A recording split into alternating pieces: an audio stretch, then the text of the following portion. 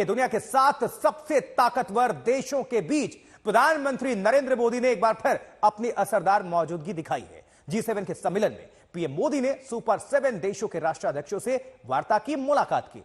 Bharat G7 का स्थायी सदस्य तो नहीं है, लेकिन भारत को विशेष न्योता रहता आया है और इस बार भी भारत मौजूद था और इटली की पीएम मेलोनी, फ्रांस के राष्ट्रपति इमैनुअल मैक्रों और अमेरिकी प्रेसिडेंट जो बाइडेन के साथ मोदी की मुलाकात में वही पुरानी गर्मजोशी देखते ही बनती है। 5 तस्वीरें, बाइडेन से मुलाकात, ब्रिटेन के पीएम ऋषि सुनक से मुलाकात और मेलोनी के साथ प्रधानमंत्री मोदी सोशल मीडिया पर भी काफी हिट हैं लगातार। ये देखिए जरा फिर से सेल्फी, वही खिलखिलाते चेहरे। और आपको याद होगा जब पिछली बार मुलाकात हुई थी, और ये जो तस्वीर है वो स्वदेश जब लौट आए प्रधानमंत्री नरेंद्र मोदी, तब की ये पहली तस्वीर है। अपनी सरजमी पर कदम रखते हुए पीएम मोदी की ये तस्वीर, और ये जॉर्जिया मेलोनी, इटली की जो प्राइम मिनिस्टर है, और फोटो सेशन, और ये सारी तस्वीरें G7 की खास तस्वीर। और ये देखिए पोप फ्रांसिस से मुलाकात, G7 में न्यू इंडिया की धमक देखते ही बनी। नमस्ते के साथ भी सबका अभिवादन प्रधानमंत्री ने किया। और उसके पहले जब पीएम मोदी पहुंचे थे इटली, उसके पहले भारत का नमस्कार वहां पहुंच चुका था, दुनिया भर में पहुंच चुका था। होस्ट जॉर्जिया मेलोनी, उन्होंने सबका अभिवादन नमस्ते के साथ किया कुछ खास। और ये देखिए,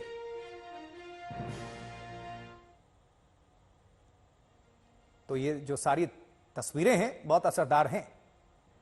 और प्रधानमंत्री नरेंद्र मोदी जब भारत का नेतृत्व करते हुए पहुंचे वहां पर, और गर्मजोशी के साथ स्वागत किया गया। तीसरी बार बतौर प्रधानमंत्री भारत का नेतृत्व करते हुए वो पहुंचे G7 में। और G7 में मोदी की जो बड़ी बातें हैं वो ये कि भारत में लोकतंत्र का नया इतिहास, तीसरी बार विजय का आशीर्वाद मिला है एनडीए की सरकार को, प्रधानमंत्री नरेंद्र मोदी को। ये बड़ी बात है। चुनावी प्रक्रिया में तकनीकी बेहद अहम, ये कहा गया है। और 21वीं सदी तकनीक की सदी है, तकनीक पर सर्वाधिकार होना चाहिए। एक स्पेशल रिपोर्ट दिखाते हैं आपको, देखिए जरा।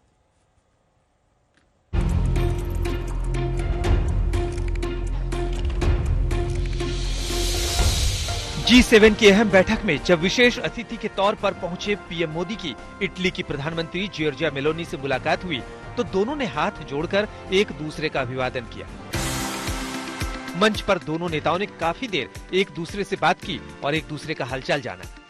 दोनों नेताओं की इन तस्वीरों में भारत और इटली के बीच मजबूत होती आर्थिक और रणनीतिक साझेदारी की वो झलक भी दिखी जो पीएम मोदी की अगुवाई में लगातार बढ़ रही है। दिसंबर 2023 में COP28 समिट में भी प्रधानमंत्री मोदी और इटली की पीएम जॉर्जिया मेलोनी की मुलाकात की सबसे ज्यादा चर्चा हुई। दोनों नेताओं की सेल्फी इंटरनेट पर बहुत ज्यादा देखी गई, जिस पर लोगों ने खूब कमेंट किए। इससे पहले भारत आए इटली के प्रधानमंत्री ने मोदी को सबसे लोकप्रिय बताकर प्रशंसा की थी। Not sure if this will lead me to the approval rate that the Prime Minister Modi has reached. I think is the most loved one of all around the world. But I mean, this has really proven that he has been a major leader.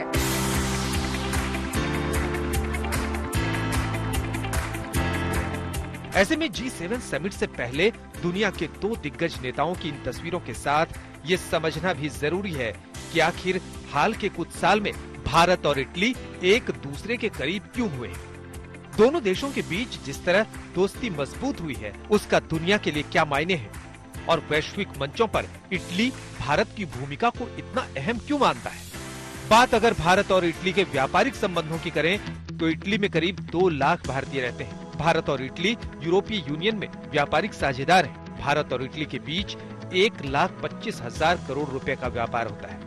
मौजूदा समय में Italy की करीब 700 कंपनियां भारत में काम कर रही हैं। वहीं भारत की 140 से ज्यादा कंपनियां इटली में स्थापित हो चुकी हैं। इटली की मेजबानी में पीएम मोदी को चुनाव के समय ही न्योता दिया जाना मजबूत कूटनीतिक संबंधों की पहचान है, जिसका असर भारत और इटली के संबंधों पर भी दिखता है। वहीं इस बैठक से पहले इटली की प्रधानमंत्री मेलोनी की पार्टी ब्रदर्स ऑफ इटली को यूरोपीय यूनियन के चुनावों में बम्पर जीत मिली। चुनावों में जीत के बाद मेलोनी G7 के सबसे लोकप्रिय नेताओं के तौर पर उभरी। वहीं G7 की बैठक के लिए भारत को खास न्योता देकर उन्होंने दुनिया को एक बार फिर भारत की ताकत का एहसास कराया है। अब तक हम क्या सोचते थे, हमारा नैरेटिव ये था कि हम इससे इतने दूर है, हम उससे इतने दूर है, यानी हम इक्वल डिस्टेंस मेंटेन करते हैं। एक हमारा डिप्लोमेटिक भाषा में चलता था, मैंने कहा नथिंग टू डू, मेरी भाषा है कि हम कितने निकट है। तो दुनिया में कंपटीशन शुरू हुई कि भाई हम निकट कैसे जाएं इसके, पहले दूर रहने की कंपटीशन होती थी, बदल गया। तो सब लोग निकट आने की स्पर्धा चल रही थी। भारत के बढ़ते दमखम को दुनिया के शक्तिशाली देश भी मानते हैं। अब दुनिया भर के नेताओं के साथ भारत के रिश्ते इंडिया फर्स्ट की नीति पर बुने जा रहे हैं। इस बार की बैठक में रूस यूक्रेन युद्ध का मुद्दा छाया रहेगा। इस युद्ध ने दुनिया के बड़े बड़े देशों की अर्थव्यवस्था को हिला दिया है।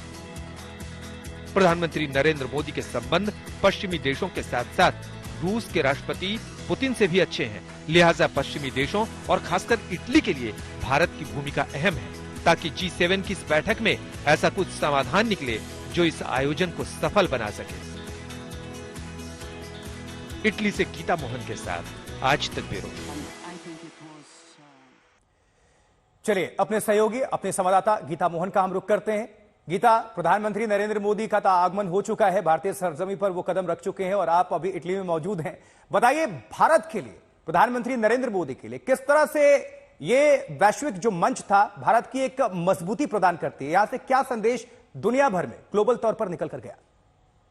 देखिए, कुछ बहुत इंपॉर्टेंट मीटिंग्स हुए। आशुतोष यहाँ पर G7 के लिए आए तो थे ही, भारत का रिप्रेजेंटेशन यहाँ पर इटली में हुआ ही, लेकिन उसके अलावा बायलैटरल मीटिंग्स भी बहुत इंपॉर्टेंट थे, जहाँ पर कई सारे ऐसे देश हैं आशुतोष जिनके साथ जब भारत के प्रधानमंत्री मिल रहे थे तो हमें नहीं पता कि अगले साल क्या यही लीडर्स रहेंगे या नहीं, क्योंकि उनके खुद के देश में उनके जो हालात हैं, उनकी जो स्थिति है और उनका जो पोजिशन है वो डगमगाता नजर आ रहा है। लेकिन भारत के प्रधानमंत्री एक थर्ड टर्म के मैंडेट के साथ यहाँ पर आए हैं, तो सारे दुनिया में जितने भी देश थे, जितने भी डेवलप्ड कंट्रीज हैं, उन्हें ये पता था ये एक मजबूत जो कड़ी है भारत और उनके बीच वो जारी रहेगा।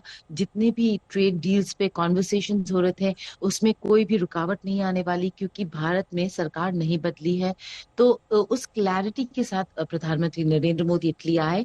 बहुत सारे इंपॉर्टेंट कॉन्वर्सेशंस हुए G7 में भी, चाहे वो युद्ध को लेकर हो, रशिया यूक्रेन युद्ध को लेकर हो या फिर इजराइल हमास। आज से स्विट्जरलैंड में यूक्रेन पीस कॉन्फ्रेंस शुरू हो रहा है, जहां पर रूस नहीं है। यही वजह है कि यहाँ पर, क्योंकि प्रधानमंत्री नरेंद्र मोदी वहां पे शिरकत नहीं करने वाले, हालांकि वहां पर भी उनको न्योता मिला था, इसलिए वो यहाँ पर ज़ेलेंस्की से भी मिले।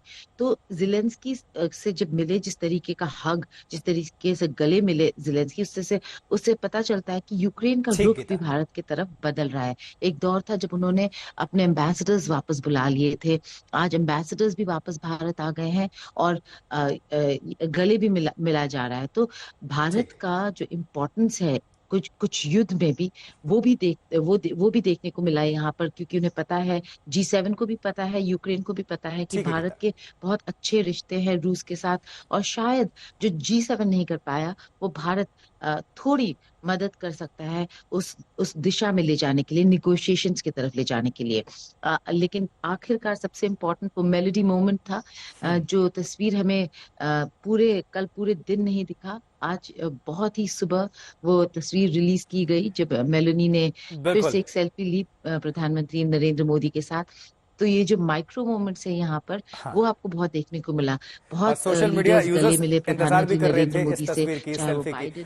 गीता, आपका बहुत बहुत शुक्रिया इस पूरी खबर पर विस्तार से दर्शकों को अपडेट करने के लिए, जानकारी पहुंचाने के लिए।